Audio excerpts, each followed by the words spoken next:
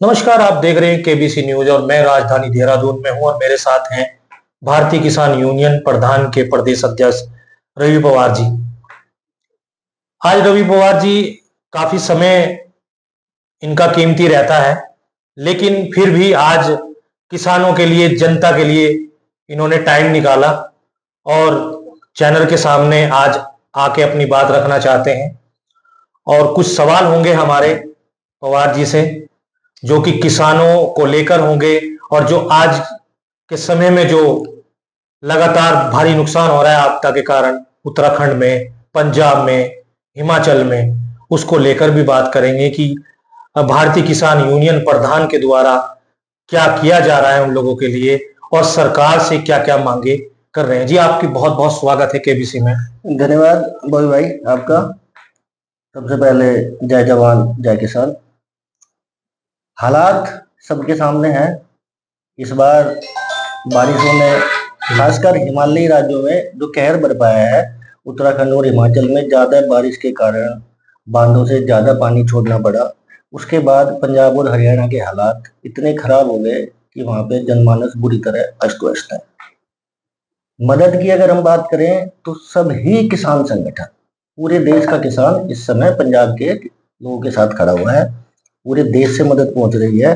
आपको शायद पता ही होगा कि आज वहां पे 4 से 5 किलोमीटर लंबा जाम लगा हुआ है। कल सोमवार से हमारी गाड़ी तैयार खड़ी है। हम लोगों का 8 तारीख का कार्यक्रम था। हमने अनाउंस किया हुआ था कि हम 8 तारीख को पंजाब के लोगों के लिए मदद लेके जा रहे हैं, जो हमने इकट्ठा किया हुआ है वहां के लिए। लेकिन वहां के हालात ऐसे हैं कि इतना ज्यादा सामान वहां पे पहुंच गया है कि अब लोग खुद कह रहे हैं कि थोड़े दिन के लिए मदद को रोका जाए। अब देखिए हमारे देश की क्या विविधता है।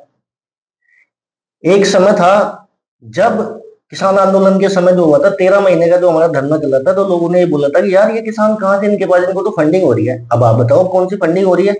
अब आज की डेट में पंजाब, उत्तराखंड, हिमाचल के लोगों की मदद कौन कर रहा है? देश का किसान ही कर रहा है। देश का कोई प्रमुख उद्योगपति अभी तक तो मदद करने के लिए आया नहीं है। अब 2-3 दिन से कुछ फिल्म स्टार, सरकार भी, आज मोदी जी का दौरा है। हमारे माननीय प्रधानमंत्री नरेंद्र मोदी जी आज पंजाब पहुंच रहे हैं और पहुंचने से पहले ही उन्होंने कुछ गाड़ियां, 10, 12, 15, 20, 25 ट्रक जो भी है, काउंटिंग तो मेरे पास नहीं है, वो पंजाब भेजे हैं। लेकिन वो अभी तक जाम के कारण, क्योंकि जरूरत नहीं है ना, अब उन्होंने इतनी देर करी है कि वो पीछे ही खड़े हुए, आम लोगों तक नहीं पहुंच पा रहे हैं। तो धीरे धीरे थोड़ा हालात सुधरेंगे। हम लोगों ने लोगों के लिए जो दवाइयाँ और बेसिक इम्यूनिटीज की जो चीजें इकट्ठी कर रखी हैं, अगले हफ्ते वहां पे पहुंचेंगे।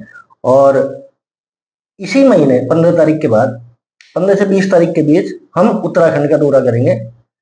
हमारी यूनियन की तरफ से हमारे प्रदेश के लोगों के लिए जो भी सहायता हमारे से हो पाएगी, जो हम कर पाएंगे, लोगों से अपील करेंगे, कुछ अपने आप करेंगे, वो हम सहायता मुहैया कराएंगे।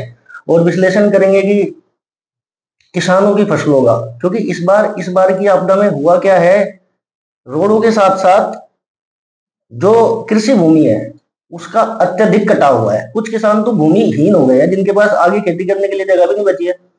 तो उसके बाद सरकार से वार्ता की जाएगी कि जो भूमि विहीन हो गया, जिनके पास खेती ही नहीं बची है, उनके लिए सरकार मुआवजे की व्यवस्था करे, दूसरी जगह उनको कृषि के लिए जमीन उपलब्ध कराए, ताकि वो अपनी जीविका तो चला पाए। अब देखते हैं इसमें सरकार क्या लेती है, क्या निर्णय रहेगा। पवार जी, मेरा सवाल ये है कि जिस तरीके से भारी नुकसान उत्तराखंड में भी हुआ है और पंजाब में, जैसे माना जाता है कि पंजाब खेती और किसान के नाम से ज्यादा जाना जाता है, तो पंजाब में जो नुकसान हुआ है वो शहरी नुकसान कम है। जो आसपास के जो पिंड हैं, पिंड बोलते हैं पंजाब में, उनमें भारी नुकसान है, किसानों का नुकसान है। तो कैसे मैनेज करेगी सरकार? देखिए, ग्रामीण क्षेत्र में जब भी कोई आपदा आती है, सबसे ज्यादा नुकसान ग्रामीण क्षेत्रों में होता है, क्योंकि ग्रामीण क्षेत्रों में सुविधाओं की कमी होती है। शहरों में तो फायर ब्रिगेड समय से पहुंच जाती है, हमारे एनडीआरएफ, एसडीआरएफ जो हर स्टेट वाइज बने हुए हैं वो जल्दी पहुंच जाते हैं। गांव में पहुंचने में दिक्कत होती है, इसलिए नुकसान ज्यादा होता है। और गांव में लोग, जानवर भी होते हैं उनके पास में, खेती करने के साधन भी होते हैं, जब वो बह जाते हैं तो फिर वो सब सर्व गड़बड़ घोटाला हो जाता है। तो सरकार को सबसे पहला काम है कि जिन लोगों को दिक्कत हुई है उनके लिए मुआवजे की व्यवस्था करके उनके पुनर्वास के लिए सबसे जरूरी कदम, क्योंकि देखिए हम लोग किसान यूनियन, देश के लोग कब तक वहां पे राशन पहुंचाएंगे।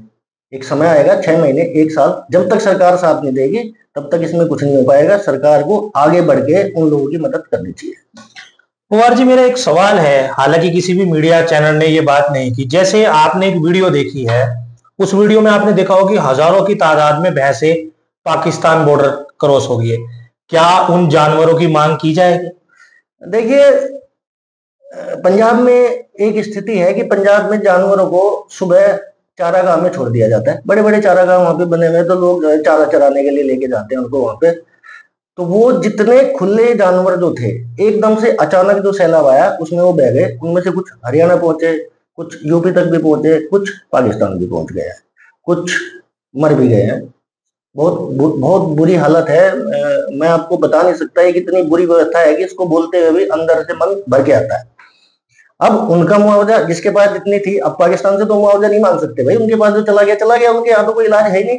लेकिन सरकार को जरूर व्यवस्था करनी चाहिए इस मामले में, काउंटिंग करा के जानवरों की, जिसके पास जो था उसका मुआवजा सरकार को, गरीब किसानों को जरूर देना चाहिए। क्योंकि किसान अन्नदाता है, पूरे देश का अन्नदाता है, पूरे देश का पेट भरता है और शांत रहता है। तो जरूर सरकार को इस मामले में मदद करनी चाहिए।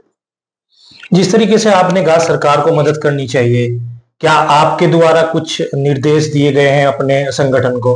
देखिए, आकलन करने के बाद में, अब धीरे धीरे करके पानी कम हो रहा है, अब नुकसान का आकलन होगा। आकलन करने के बाद में हमारी कोशिश जारी रहेगी कि सरकार से वार्ता करें। वार्ता एक सौहार्द माहौल में होनी चाहिए और हम सरकार से इस बारे में वार्ता करेंगे। उम्मीद है कि सरकार का पहलू सकारात्मक रहेगा, जैसा कि पहले भी रहा इन मामलों में।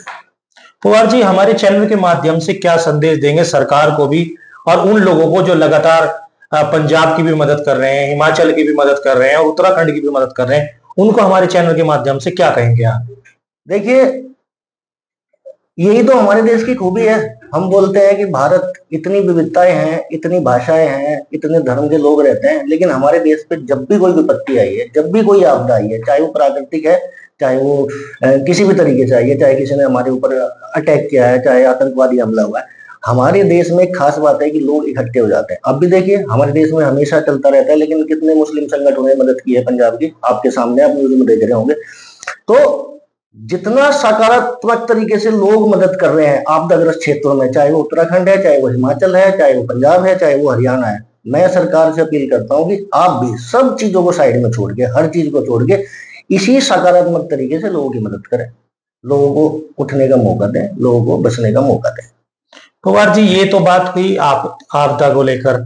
जिस तरीके से आपके संगठन, सभी किसान संगठन आजकल एक स्मार्ट मीटर की बात हो रही है, उसका विरोध कर रहे हैं, आम जनता भी विरोध कर रही है, उसे कैसे देखते हैं? वो जो मीटर लगा रहे हैं, सरकार जो थोप रही है जनता पे, उसे कैसे देखते हैं? देखिए, अभी आपने देखा होगा, अभी किसान 3 दिन तक बादराबाद टोल पे भी, उत्तराखंड में बादराबाद टोल पे 3 दिन तक किसान बैठे रहे स्मार्ट मीटर के विरोध में।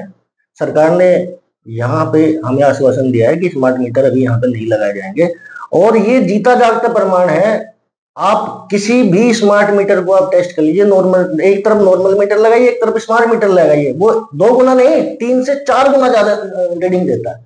तो जब सरकार को ये चीजें दिख रही हैं तो उन्हें स्मार्ट मीटर नहीं लगाने चाहिए। अगर सरकार कहती है कि हम किसानों को फ्री बिजली दें, तो स्मार्ट मीटर लगाने की क्या जरूरत है? नॉर्मल मीटर, जब बिल ही नहीं लेना है, आपने एग्रीकल्चर के लिए फ्री बिजली देनी है, तो फिर आप स्मार्ट मीटर क्यों थोप रहे हो? आम आदमी को क्यों दुखी कर रहे हो स्मार्ट मीटर के नाम पे?